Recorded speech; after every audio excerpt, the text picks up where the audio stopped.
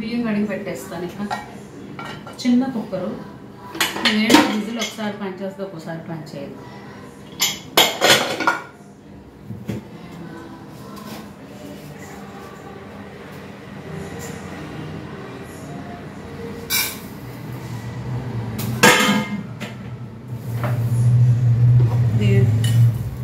దంపుడు బియ్యం అన్నమాట.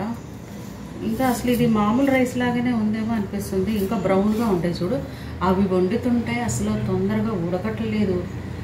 నైట్ నానబెట్టి పొద్దున్న పెట్టినా కూడా అసలు తొందరగా ఉడకట్లేదు అవి. పైగా ప్లాస్టిక్ కలిసిందనేసప్పటికి నేను మరీ అంత బ్రౌన్గా ఉన్నాయి తేవడం మానేసి ఇంక ఇప్పుడు ఒక పాలిష్ ఉన్నాయి తీసుకొస్తుంది. ఇది కూడా తెల్లగానే ఉన్నాయి.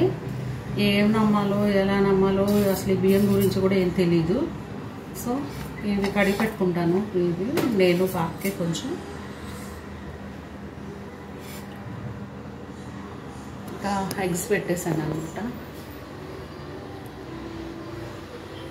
చెరకు 2 ఎగ్స్ తింటాము, ఎందుకంటే చాలా రోజులు అవుతుంది ఎగ్స్ తిని కూడా. గుడ్డు పాలు తాగితే కొంచెం నాకైతే ఎముకలు పుష్టి కోసం కొంచెం రాగి జావ గుడ్డు తింటే కాస్త బాగుంటుంది నాకు.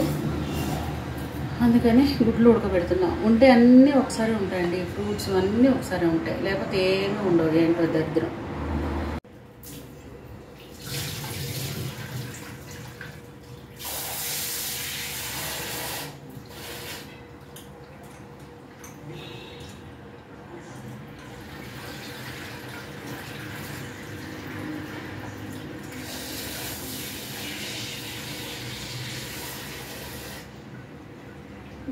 చిన్న కుక్కరు కొంచెం నానబెడితే బాగుంటుంది.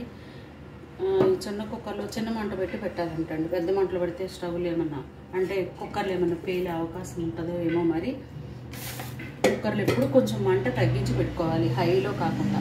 నానబెడుతున్నాను ఇవి కాసేపు. ఎగ్స్ ఉడికిపోయిన తర్వాత ఇంకా ఒక్కసారి 2 కూరలు ఏంటంటే చుక్కకూర టమాటా ఒకటి, పప్పు దోసకాయ ఒకటి. ఎగ్స్ ఉడకబెడుతున్నా. ఇది నానబెట్టాను రైస్, ఆ పక్క పాలు. పప్పు దోసకాయ వండుదాం అనుకున్నాను, అందుకని పప్పు అలా కడిగి తీసుకొచ్చేసా. ఒక్కసారి కడిగిన వెంటనే ఇంకా దోసకాయలు టమాటాలు అన్నీ వేసేసి నేను కుక్కర్ పెట్టేస్తానండి. ఇంకా అది చుక్కకూర కొయ్యాలన్నమాట. చుక్కకూర టమాటా 2 మనుషులకి ఎందుకు 2 కూరలు అంటారు. ఇంకా దోసకాయలు, వీటిలోకి టమాటాలు, పచ్చిమిరపకాయలు, ఉల్లిపాయలు కవర్లో తీసుకొచ్చేసేసి. చూడండి చుట్టూ ఎన్ని పెట్టుకుంటాను అది కడిగేయటానికి. దీనిలో వచ్చేసి చుక్కకూర కోసి దానిలో కడిగేస్తాను అనమాట పెద్ద గిన్నెలో. ఇవేమో కూరగాయలు కడగడానికి, దోసకాయ టమాటాలు కడగడానికి. ఈ చుక్కకూర అంటారా ఆ గిన్నెలో వేసి ఇంకా పప్పులో వేయబోయే ముందు కడుగుతాను అనమాట. ఈ కాసేపు పప్పు నానిద్ది కదా, కూరగాయలు కోసినంతసేపు అయినని చెప్పి ఏకంగా కుక్కర్లో వేసి తీసుకొచ్చేసాను. ఇంకా అన్నీ ఒకదానిలోనే వేసేయచ్చు కదా, మళ్ళీ ప్లేట్స్ సపరేట్గా ఇవన్నీ ఎందుకని. ఈ గిన్నెలో అయినా సరే కూరగాయలు కోసుకోవడం అయినా సరే ఇలాగే కూర్చొని కోసుకుంటాను. ఎందుకంటే అప్పుడప్పుడు ఇలా కూర్చొని లేస్తూ ఉండాలి కింద, లేకపోతే ఇంకా వయసు పెరిగే కొద్దికి మనం నుంచొనే ఉంటాం, ఇంకా కాళ్ళు కూడా వంగమంటాం. అందుకని చెప్పి నేను కూర్చొని లేస్తూ ఉంటాను. మా చెల్లి నాకు లేగలేదు, కూర్చోలేదు గబుక్కున.